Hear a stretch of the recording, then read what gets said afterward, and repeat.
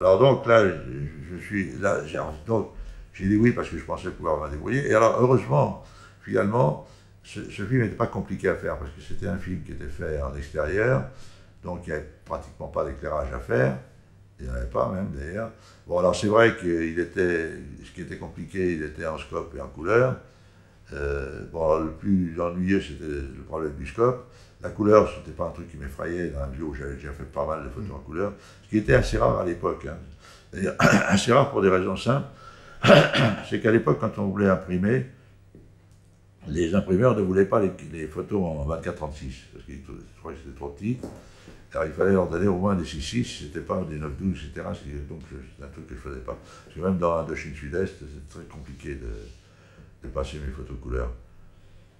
Bon, donc j'ai accepté et je me disais, bon, je vais me débrouiller parce que ça me paraissait pas être une complication extraordinaire de passer de la photographie à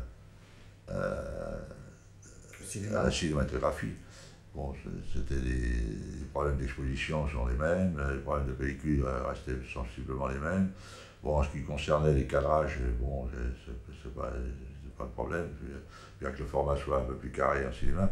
Bon, là, c'était un peu plus compliqué parce qu'on était en scope, donc c'était un format un peu plus bizarre.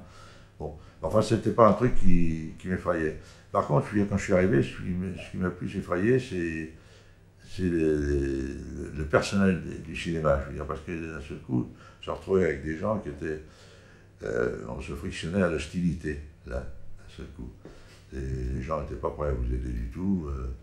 Ils étaient même plutôt enclins à que vous cassiez la gueule.